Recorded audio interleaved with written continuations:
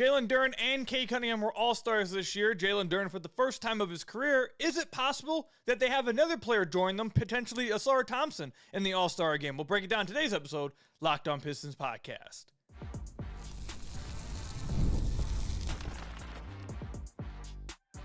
You are Locked On Pistons, your daily Detroit Pistons podcast, part of the Locked On Podcast Network, your team every day. What's the deal? Welcome back to another episode of the Locked On Pistons podcast. Per usual, I am your host, Khahil. I've been covering the Detroit Pistons for the last 4 years, been a credential media member now for the last 3 years. I appreciate all of you guys who make Locked On Pistons your first listen of every single day. We're free and available on all your podcast platforms. If you haven't already, head to the YouTube channel at Locked On Pistons. Hit that subscribe button or leave us a 5-star review on whatever podcast platform you're listening to this on. That's another great way to support the podcast. And today's episode is brought to you by FanDuel. Use your profit boost on an NBA future. Get entered for your chance to win a trip to the NBA Finals. Play your game with FanDuel, the official sports betting partner of the NBA. I also want to thank you guys for helping make the Locked On Podcast Network the #1 sports podcast network in America. We appreciate all of your guys' support. And later on in the podcast, we will discuss, should Paul Reed be getting consistent rotation minutes for the Detroit Pistons to wrap this season up in the final 2 months of the year going into the playoffs? And then also, is it possible that coming out of the All-Star break, we see some small ball five with Tobias Harris? We'll talk about why that could potentially be something we see against the New York Knicks. But first, we're going to keep going with the All-Star game. We're going to keep going with the All-Star type of topics. Jalen Duren joined Cade Cunningham this year as an All-Star. This year was Jalen Duren's first time ever making it. The Pistons had 2 All-Stars this year. Last year, Cade Cunningham made his first appearance in the All-Star game. So 2024, or 2025, I'm sorry. Cade Cunningham, first-time All-Star. 2026, first-time All-Star for Jalen Duren. Is it possible that you get yet again another first-time All-Star for the Detroit Pistons going into next year or at next year's All-Star weekend? I think I think there's only one real guy that could potentially become one on the team as soon as next year, and that is Ausar Thompson. How likely is it for Ausar to join them and the Pistons continue the streak of new-time All-Star, new-time All-Star, new-time All-Star? It's not likely. I'll say that as someone who is very high on Ausar Thompson, who very much believes in the ceiling of Ausar Thompson. It is not likely. There's not many teams you see get 3 All-Stars. It doesn't happen often. You had, even with the Boston Celtics a few years ago, you got Jason Tatum, you got Jaylen Brown. They could never get Derek White in. Derek White has been wanting to be an All-Star, probably deserved to be an All-Star quite a few times, but they've yet to be able to get him into the game. I don't know the last time we had 3 All-Stars from one team, but it's very hard to do. It's very hard to get that many players. It honestly needs to be a situation like the Pistons this year, to be honest, where you're by far and away the #1 seed in your conference, and you got to do like an Atlanta Hawks kind of thing where you just hand out multiple guys, or you hand out multiple All-Stars to multiple guys to reward the overall team effort. But if we are to assume that next year the Pistons are going to be great again, which I think we all believe that, and Cade Cunningham obviously will be an All-Star, and if Jalen Duren continues to be an All-Star, Ausar got to take a spot from somebody else. And I even if you are the highest on Ausar Thompson, it is hard to imagine the Pistons getting 3 All-Stars next year. Getting 2 back-to-back years is pretty incredible.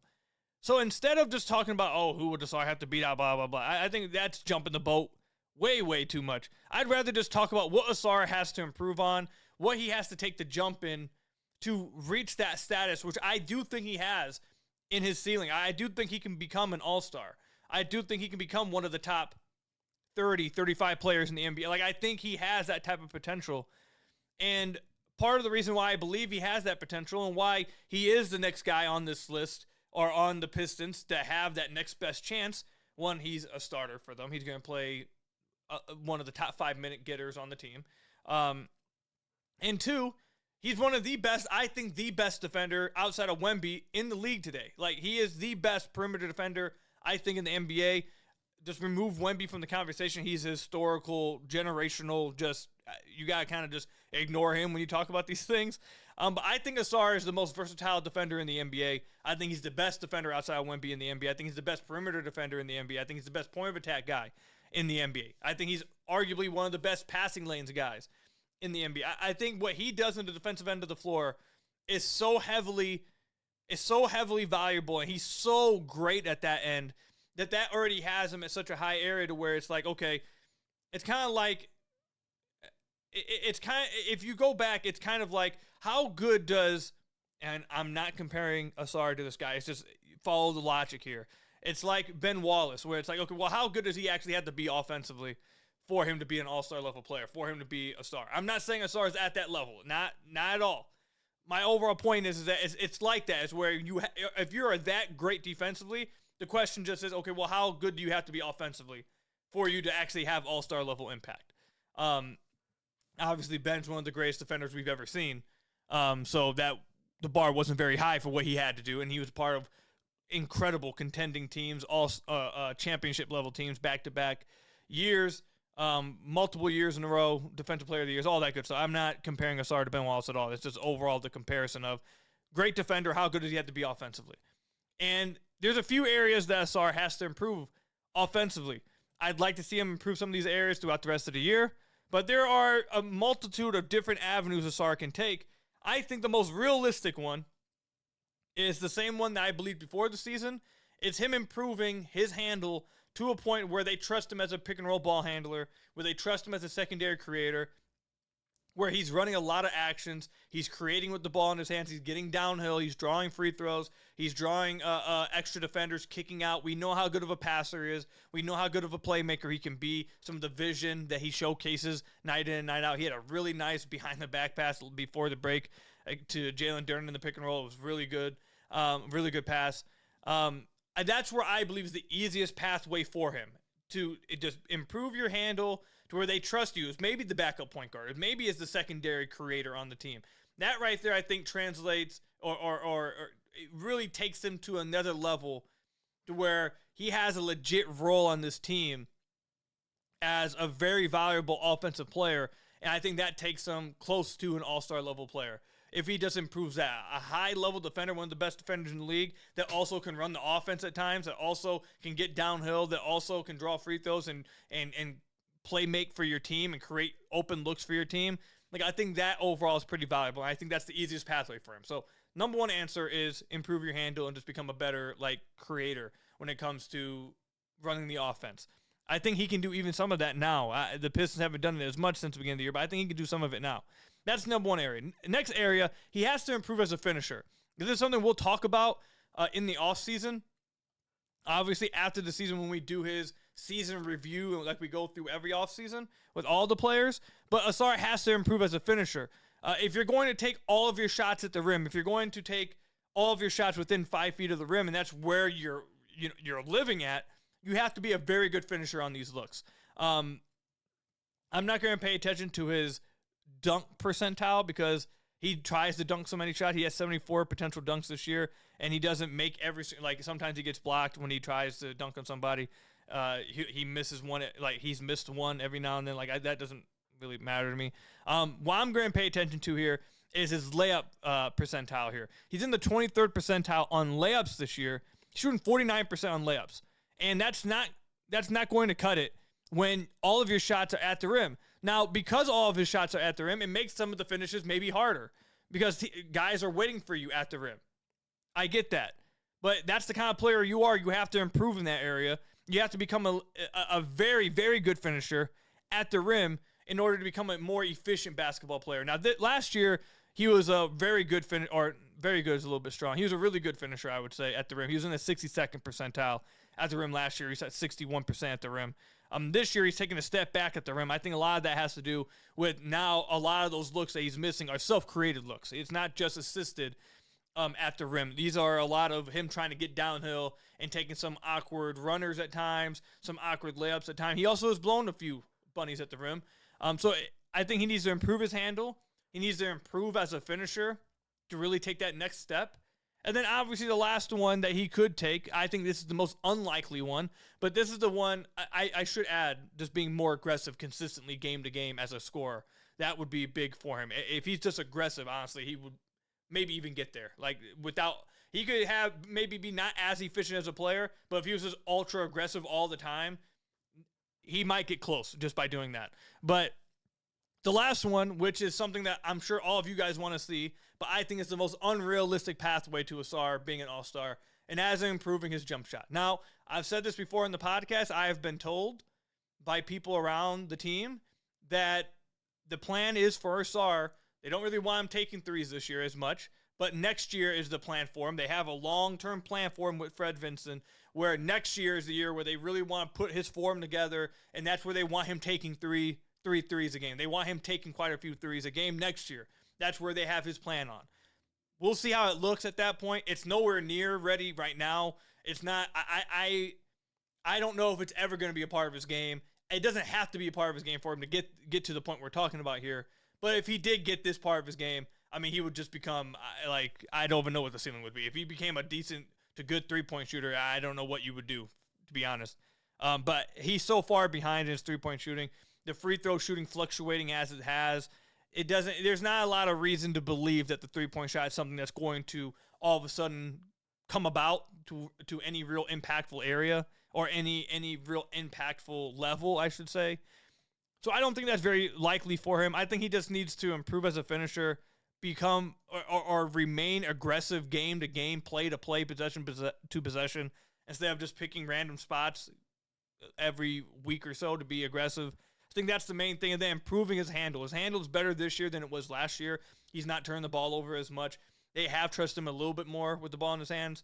But it's still, in traffic especially, it's still not tight enough.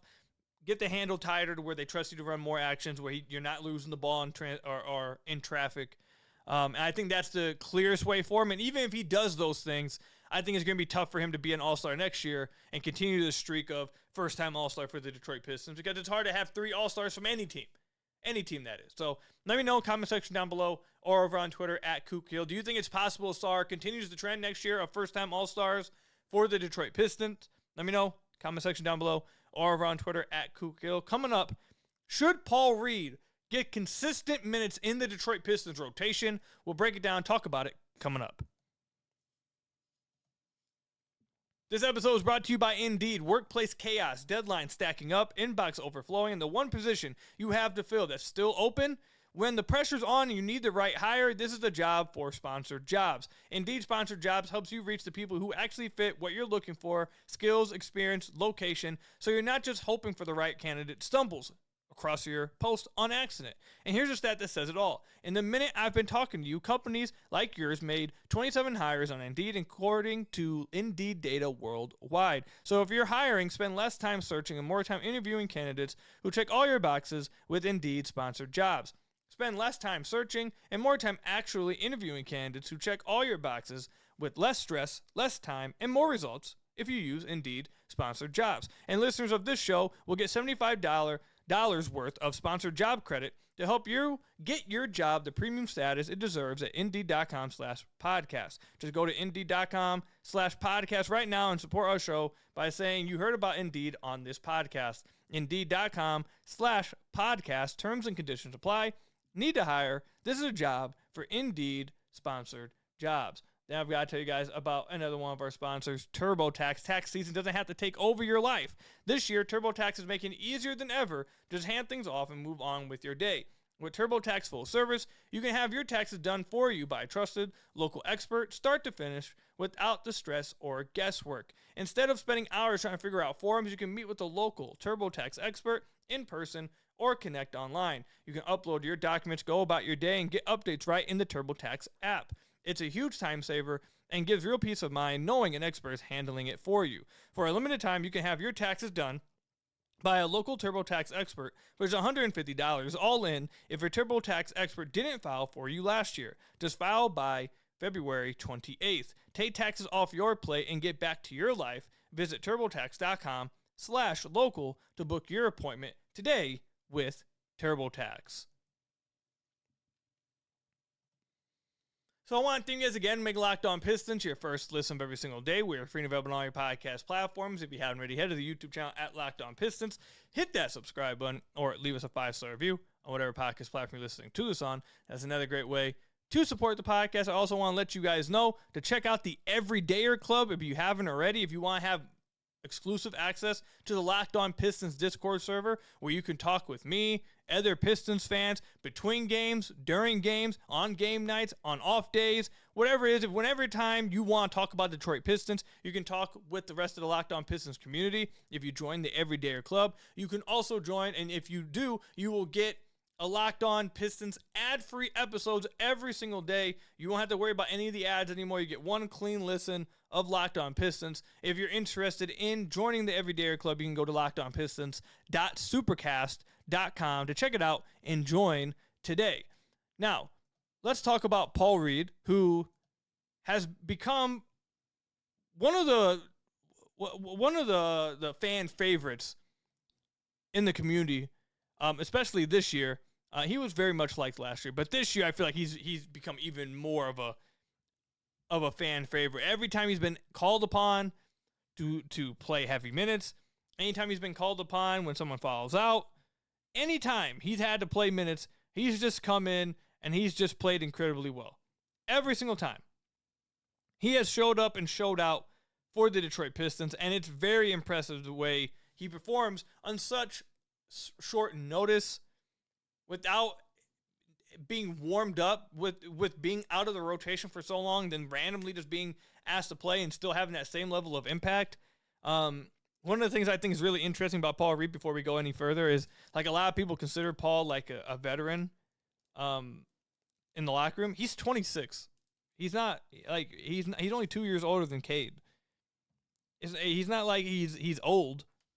He's actually pretty young. So he does operate as a bit of a veteran because he's been in the league longer than everyone else, and he's been on, different teams, so he has more experience and he's able, all that stuff. But it's not like he's an old guy. He's not, 30 or anything. But let's get back to how he's been playing. His per game numbers don't do him justice. So I want to do his per 36 numbers. I want to read you guys, both his per 36 and per 75 numbers. His per 36 numbers: 18 points a game, 12 rebounds a game, 3.6 assists. Just the assisting part, the passes he throws when he's on the floor. He's actually a very creative passer. 62 true shooting percentage, 1.9 blocks a game, and 2.6 stocks a game. Per 36, this dude is averaging over 4 stocks a game. It's absolutely ridiculous. Per 75, 18, 12, same thing. Over 4 stocks a game. Same efficiency, obviously. So if he was playing legit like 30-plus minutes a game, his numbers are averaging out to around like 18, 17, and 12. Like he's been incredibly impactful when he's had to play. And when he is on the floor this year for the Detroit Pistons, he's been incredibly impactful. They've won his minutes every single time he comes onto the floor. This year, according to Data Baller, the Detroit Pistons are 10.6 points better when Paul Reed is on the floor. Now, he's not been on the floor a lot. We know this, but when he has been able to play, every time he touches the floor, they dominate his minutes. They're in the 399 minutes he's played this year, they're beating teams by 15.6 points per 100 possessions. They're just obliterating teams when he plays. Now, am I saying that if he played, all of a sudden the Pistons are going to start beating teams by 15.6 points? No, that's not what that means. What it means, though, is that he has been pretty impactful, and he is a good player, and there is an argument that he deserves to play some. Now, some of that impact, you could say, is due to, like, the randomness and the fact that he does get to play in short stretches, and that he does get to give, like, this all-out effort randomly, and, like, in a random game, teams aren't expecting it. All of a sudden, you go from playing drop coverage, playing softer pick-and-roll coverage, all of a sudden, Paul Reed comes in, he's blitzing, he's trapping. It's just a different speed. It's a different look you're throwing at teams and they're not expecting it. You could argue that if teams knew it was coming every single night and they were game planning for him a part of the rotation, would it still have the same level of impact? I guess maybe you could argue it wouldn't have the same level of impact. But, I mean, I think he has proven to be a very impactful defensive player for the Detroit Pistons. The defense is 8.1 points better with him on the floor. When he's on the floor, they have a 104.6 defensive rating. Paul Reed has been very good. And he is not a third-string center. He's not a third-stringer, period. He is a guy that should be getting rotation minutes somewhere. So I get why there's been a lot of people asking, hey, can we get Paul some minutes? Can B-ball Paul play? Can we make him a regular part of the rotation? The thing is, I think this is a harder ask than people are giving it credit or actually acknowledging. It's not as easy as people think. So the Pistons have a rotation as of now. Let's just go through what their rotation has looked like. They got obviously Cade, Ausar, Duncan, Tobias, and Duren. That's 5. Off the bench, you got to play Ron, that's 6. Stu, that's 7. Dennis, that's 8. I'm forgetting somebody. Who am I forgetting off the bench? Harris, that's who they've been playing, so that's 9. Javonte, that's 10. So you got 10 guys now that JB has been regularly playing throughout the entire year. If you went with Paul Reed, you are now looking at 11 guys being played night to night. That's just not feasible. It's not going to happen. You're not going to see teams, any team, play consistently 11 guys every single night. It's just not going to happen. So whose minutes are you trying to take from the Detroit Pistons to fit him into the rotation? I don't think there really is a pathway that is not just a single game one-off or a two game off, whatever it is. Something that is consistent throughout every single game the rest of the year. I don't really see it. Now, if the Pistons wanted to take the minutes from Javonte Green and give it to Paul Reed, then maybe you could. You could play Paul at the 4. I do think you could play Paul at the 4. You could even play Paul and Stu together, put Stu at the 4 and play Paul at the 5. It doesn't really matter. Like, I do think Stu or Paul Reed can play either of those positions. He's better at the 5. But if you really want to force some minutes, you could play him either position. The problem is you can't play 11 guys. And then someone has to not play. Now, I know a lot of Pistons fans, I can already hear them screaming in the comments or screaming in their cars, wherever you guys are listening to this, just don't play Harris. Look, listen. I think we're all at a point where we would rather not see Harris play. Now, I want to make sure I say this like I do every time we talk about Harris. I'm sure Harris is a great guy. I'm sure he's a great locker room guy. This is not speaking anything about him as a person at all. It's just simply basketball. I think a lot of us probably would rather not see Harris play anymore. But JB has made it pretty clear over and over and over again with his actions and with some of the words he said, especially like 2 weeks ago after a game where he said that they're really going to rely upon Harris down the stretch. He's not losing his minutes. So Harris is going to continue to play. They also are going to continue to play Dennis Jenkins, who just got his contract. Who's the guy that's losing minutes? You're taking Ron's minutes away? I don't think so. So the real two candidates I look at that if you really wanted to get him in the rotation, you got to sit either Javonte or you got to sit Harris. And I don't mean just take like 5 minutes from them, because if you're just trying to fit 5 minutes for Paul Reed, there's no point. That's not impactful. Random 5 minutes every night just to try to force a guy in a rotation, that's not doing anything. If you actually want to give Paul Reed 15 to 18 minutes per night, one of those guys can't play, Javonte or Harris. And if it was up to me, and I really want to get Paul in the rotation, I probably wouldn't play Harris. I probably would just sit Harris, play Dennis, and then put Paul Reed and have him just take all of Harris's minutes. But we all know that's not going to happen. So really the other option is Javonte. And you want me to be honest, Javonte's played well enough to where I think he should remain in the rotation. Javonte has been really good for the Pistons. Now, there's been times recently where maybe he's gotten a little, too trigger happy. It is what it is. But I think Javonte honestly has been pretty fine for the Pistons. At times, flat out good. You could argue whether Paul's actually been better in his spot minutes. I think you probably would win that argument because of how incredible Paul Reed has actually been. But JB loves Javonte Green, and I don't see him sitting Javonte either. So I think Paul is stuck right now as just like an incredible third big, a guy who can play spot minutes if a guy gets in foul trouble, if a guy misses a game. Like, I think that's what you're looking at here. He's going to get a lengthy runway here to really play well because Stu is out for another 6 games. Duren will miss this New York Knicks game. So he's got at least the next 6 games to continue to play well and show out. And I don't know, maybe over these next 6 games, he plays so well that JB Bickerstaff's like, you know what? Someone's sitting. I can't sit this dude. He's so good. We'll take Harris out, or we'll take Javonte. Like, maybe he does do that. But I doubt it. I doubt that he's going to do that. Also, they're trying to fit minutes for Kevin Huerter as well. I didn't even bring him up. They're trying to find minutes for him as well. So it's like you're running out of guys that you think you have to play. You can't play a 12-man rotation. Like it's not going to be easy. You can't play everybody. You just can't. You got to pick and choose your options here. Sadly, I think Paul's probably going to be on the outside looking in, even though he has been incredible when he's been asked to play, including these last few games. This is what Paul has done. Honestly, I want to look at just when he starts. His stats when, man, I can't find it. These are some random game logs from Paul this year. This last game against Toronto, 22, 5, 3, 4, and 3. The game before against Charlotte. Random 18 minutes. Wasn't expecting it. 12 points, 3 rebounds, 2 blocks, 2 steals. Against the Clippers a few weeks ago, 5 steals, 2 blocks, 8 rebounds, 7 assists. Like, he has some crazy stat lines. Remember earlier in the year when he had like that Jokic type of game against Philly, I believe it was, or against Chicago actually, at 28, 13, 6, 4, 3, and 3. Like he's very good. He is. I understand why people want to play him. So let me know in the comment section down below or over on Twitter at Khahil. How do you see a world where they can play Paul Reed? What would your rotation look like if you want Paul Reed to play?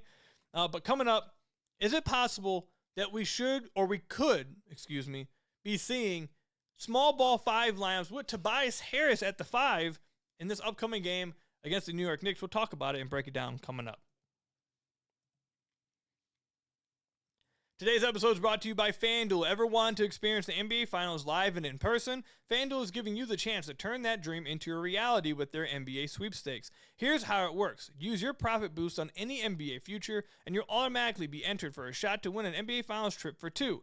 That's right, flights, tickets, the whole experience. If you're already looking at the board and thinking about which team can make a deep run, this is the perfect time to lock it in. And now, not only can you pick your cash, but could also send you to the NBA Finals. Visit FanDuel.com to get started today. Use your profit boost on an NBA future and get entered for your chance to win a trip to the NBA Finals. Play your game with FanDuel, the official sports betting partner of the NBA. Again, check out FanDuel.com to get started today. Use your profit boost on an NBA future and get your chance to win a trip to the NBA Finals by playing your game with FanDuel. So I want to thank you guys again to make Locked On Pistons your first listen of every single day. We're free and available on all your podcast platforms. If you haven't already, head to the YouTube channel at Locked On Pistons. Hit that subscribe button or leave us a 5-star review on whatever podcast platform you're listening to this on. That's another great way to support the podcast. Coming up, right outside the All-Star break, their first game back, the Detroit Pistons will be playing the New York Knicks. For this game, they will be without Jalen Duren and Isaiah Stewart. That's as we know right now. Now, I know Ron Holland has been out a few games due to personal reasons.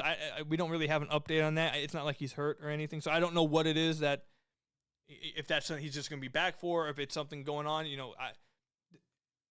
That's just the update with that. But we know for sure they will be without Jalen Duren, Isaiah Stewart. And that's all that really matters for this specific conversation. Whatever's going on with Ron, I hope I hope he's in a good spot. I hope everything's great with him. Like, I hope everything's okay. But for this conversation, all we need to really focus on is Duren and Stu. Because without both of them, you are going to see Paul Reed start in a game against the New York Knicks. And I think it's important to mention, again, who the opponent is. Because the Pistons are going to want to win this game. Like, they want to win every game, obviously. You don't want to lose any games. They play hard every game. They don't want to lose. But there's certain games you get a little bit more up for, right? And the New York Knicks are one of those teams. The Pistons want to destroy the Knicks every single time they play. They remember the playoff series. They've said it. And they want to make it clear every single time they play the New York Knicks that they are better than them. So I don't think JB is going to play this game. I don't think we're going to see Tolu Smith minutes is what I'm saying. I don't think we're going to see many Tolu Smith minutes. We might see a little bit, but I don't think we'll see many. And part of the reason why I don't think we'll see a lot is because last year in the playoffs, the Pistons had quite a bit of success, finally got it out, against the New York Knicks by putting Tobias Harris on Karl-Anthony Towns. And actually was their best defense versus Cat. They didn't put Jalen Duren on him. They let Jalen Duren roam off of him. They put him on a non-shooting guy like Josh Hart. And they let Tobias guard Cat on the perimeter. They had him guard him on catch. Took away all the catch and shoot threes. And when he drove, they sent help and forced Cat to try to beat them as a playmaker. Now, Cat had some ridiculous shots at the end of these games. But I would say the Pistons did a pretty amazing job on him throughout the entire series. And a lot of that had to do with Tobias Harris. What I think is going to be really interesting to see in this game against the Knicks is that because of that, do you see the Pistons, with them being down Duren and Stu, I could see the Pistons 100% going with the small ball 5 line, not to start the game, not even for like long, super long stretches, but I think we'll see Tobias at the 5, especially if they're playing Cat and Mitch, I don't think so. But if in the minutes with just Cat on the floor, I think we could see Tobias at the 5. And I think if Ron is back, this could open up even more chances for the 9 to 5 lineup. You could get Cade, a shooter, Duncan Robinson, let's just say him. You could do Cade, Duncan, Ron, Ausar, Tobias. Tobias guards Cat. You put Ron on the 4. You let Ausar guard at the point of attack, and you got size. Everyone there is 6'6", 6'7", and above. They all have length. Everyone besides really Duncan Robinson can compete on the glass. Ron and Ausar especially, along with Cade.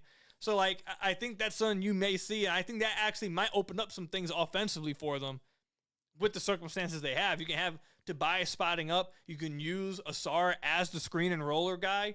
You get him in the short roll, get him some looks at the rim, make him a facilitator in the short roll, have Ron cutting off of him. Like, I think that could be really interesting. Honestly, and a lot of fun probably to see play out. Now, they would have to get some stops, and you have to trust that Tobias can continue to play how he played last year versus Cat in the playoffs. But because of these situations, because of these circumstances where you don't have Jalen Duren, you don't have Isaiah Stewart, I do think in a game against the New York Knicks, I don't think that they'll rely a ton on Tolu Smith. I think they really want to win this game.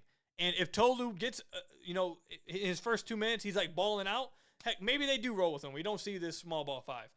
But if I am guessing here, I think the Pistons really want to stick it to the Knicks. And if that means Tolu, sorry, you only get a few minutes here, but we're really going to try this 5-man lineup that we think could really work because we're not really afraid of Cat as like a guy who's going to kill him on the glass or someone who's going to make them pay inside. We trust Tobias on him.